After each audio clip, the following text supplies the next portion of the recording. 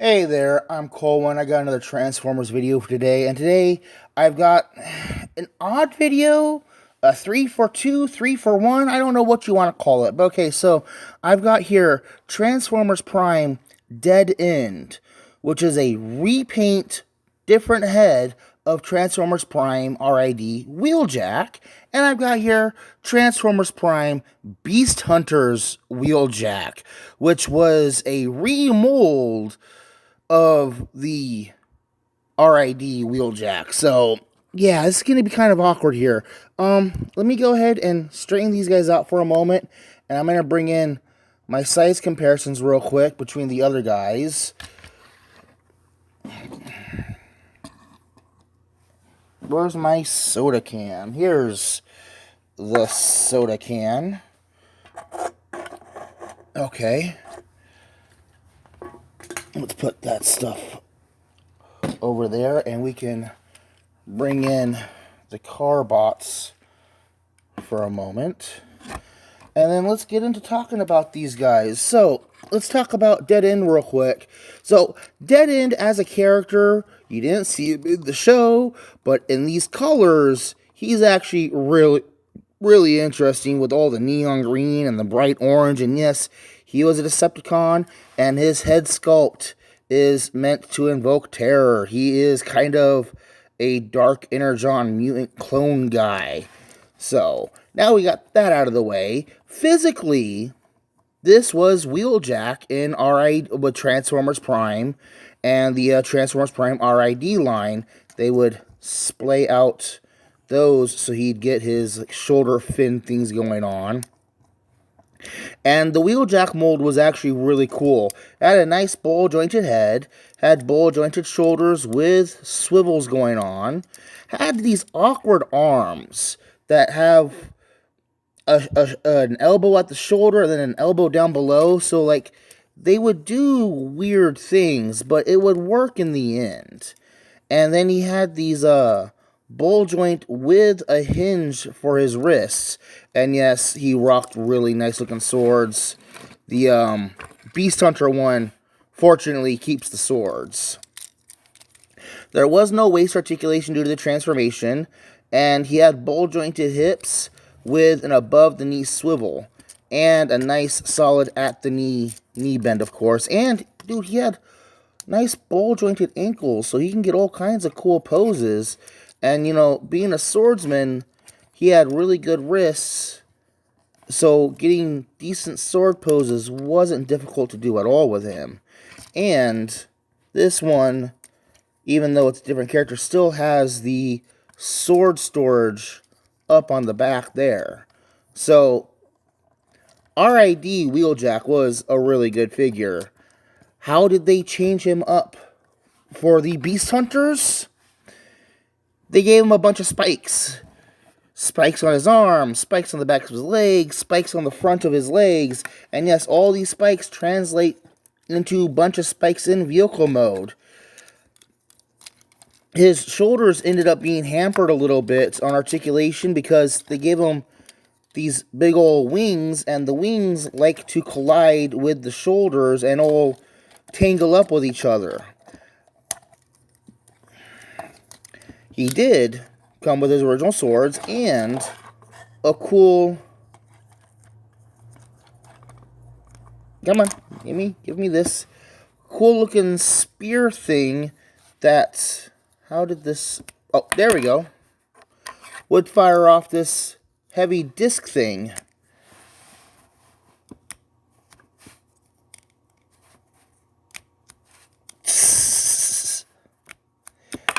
Okay, it is friction fired and not very well friction fired. And it would open up, and it's meant to, like, clamp around. Because in Beast Hunters, they were tracking down Predacon dragon creatures. So they were all getting all decked out to go hunt giant monsters and stuff. So they had big old giant heavy weapons. And it hinges together so you can store it in vehicle mode. We will put that off to the side and get another look at Beasthunters Wheeljack. So the head sculpt, they kept pretty much the same between the regular Wheeljack and the Beasthunters Wheeljack. Same articulation, just they added the wings on the back here, and we can take the weapon and store it on the back. Yeah, let's go ahead and do comparisons with other Wheeljacks. So here's the RAD Wheeljack slash Deadend. Here is War for Cybertron Wheeljack, Siege Wheeljack.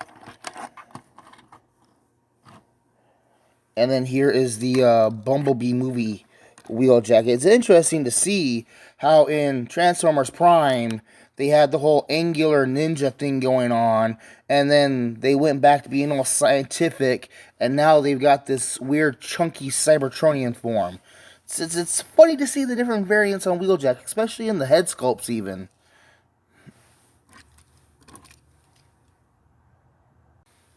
Alright, so let's go ahead and transform him real quick.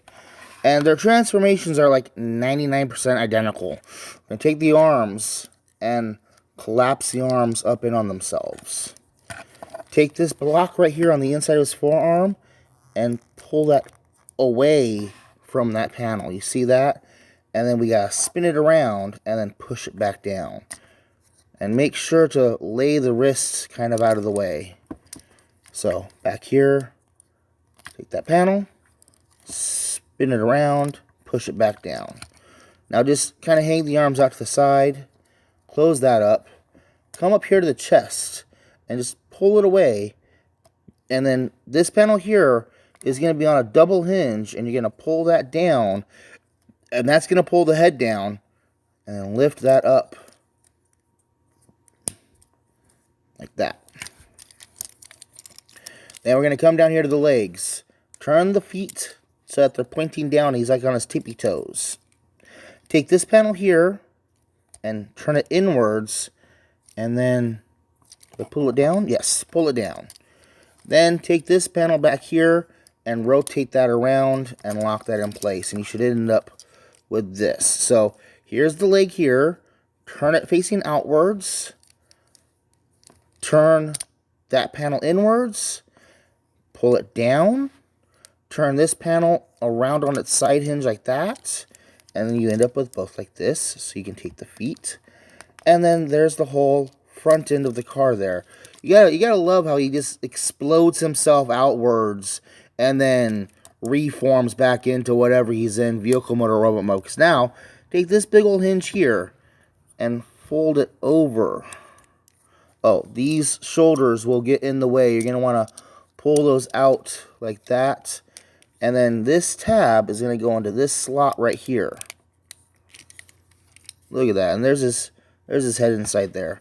Now that we're done with that, we can take them back here to the arms. Rotate the arms around on their ball joints to where this panel lines up here. And just tuck things in. Do I need to put the wrist in? Okay. I'll show that off in a moment. And just clip it all together. You see that? So, from the underside here, now turn the arm around. Make sure the arm is still compacted. Have the wrist facing inwards. Have the hand going inwards. Because the hand, see the hand up in there? Is going to tuck in next to the head. Come on. There we go. And then this all closes together like so. Put him over there. Oh, actually, let's quickly take care of weapon storage.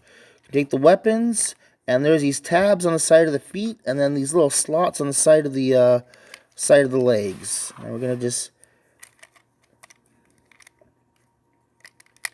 tab these in place.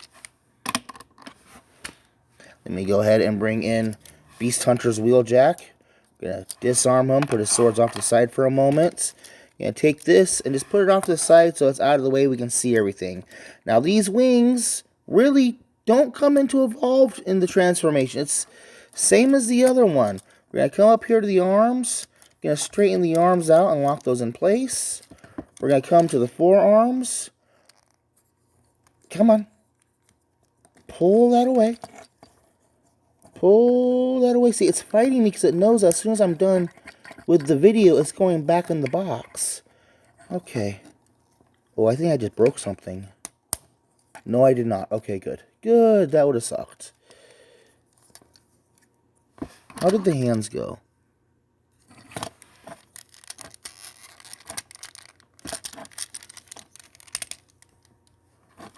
Okay, I have his hand backwards right now. So I'm going to pull that back and away, pull that out, turn the hand around, put that back in place. Let me come back over here real quick.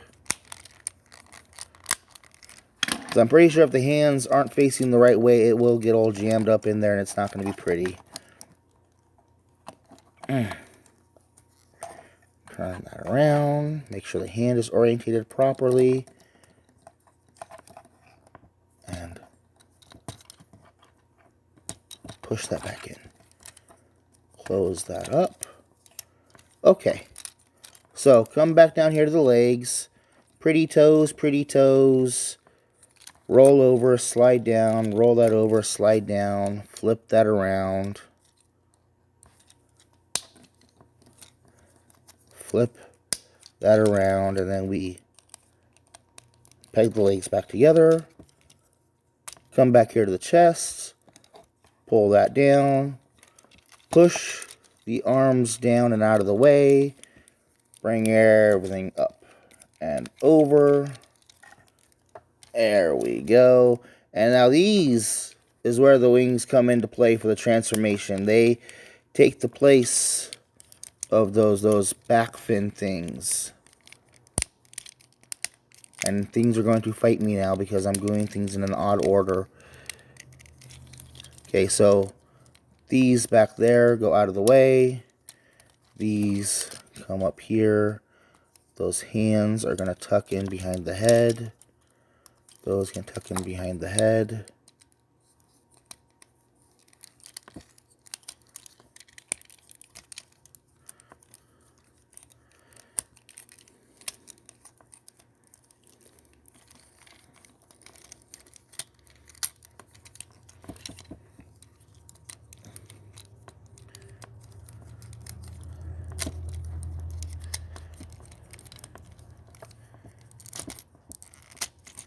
Yeah, the spikes kind of get in the way, and he does fight you as you're trying. Wow.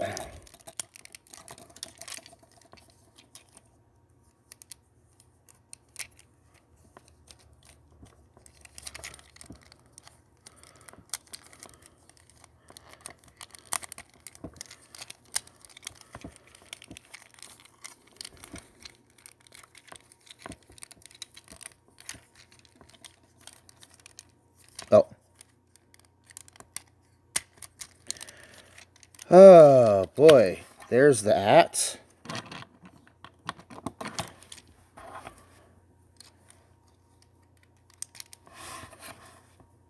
And you know what? Let me go ahead and bring the other Wheeljacks in here. So I've got Deadend / Wheeljack repaint, Beasthunters Wheeljack, either Siege or Earthrise Wheeljack, and Bumblebee Wheeljack. And like, it is interesting to see how they changed the Wheeljacks as they went along. You know, they went from sci-fi looking muscle vehicle to realistic looking sports car to rolling slab Cybertronian Tron looking thing.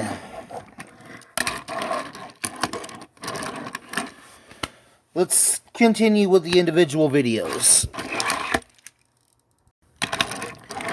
So let me go ahead and bring in Film Noir Spider-Man.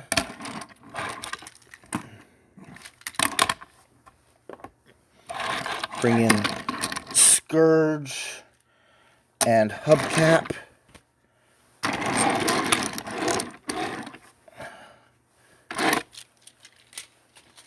Of course, we gotta get the soda can up in here. And Barricade and the other Autobot.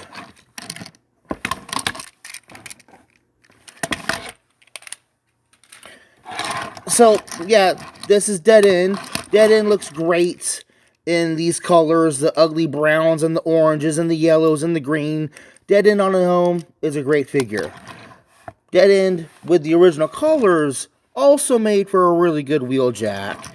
And it's fun to see how they took the sleeked out sports race car thing and just Mad Maxed it out with all this extra armor and spikes and the heavy duty gun on top and whatever these are supposed to be in this mode. They both maintain the Tusk vehicle attack mode, actually.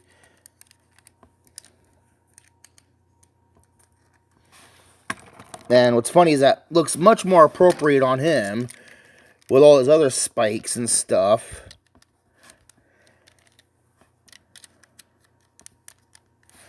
And looks fairly appropriate on him with all those bright garish colors and all that. What's funny is that this really didn't look appropriate on the Wheeljack when it had the regular white and green color scheme. It looked really out of place.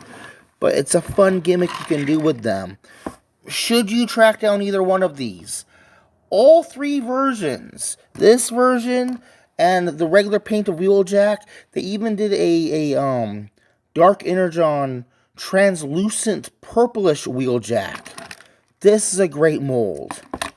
This is actually surprisingly a pretty good mold also. If you can get over the extra junk and stuff on them, and like if you're into the whole Mad Max vibe thing, they're both great figures. If you can track down any version of the Transformers Prime RID Wheeljack / Deadend, grab one. If you can pick up, I don't think they did any other versions of him. They just did the one Beasthunters Wheeljack, but they're both great figures. I had to go track them down. I've been Colwen. This is Transformers Deadend / Wheeljack repaint and Transformers Beasthunters Wheeljack. Thank you for watching. Bye-bye.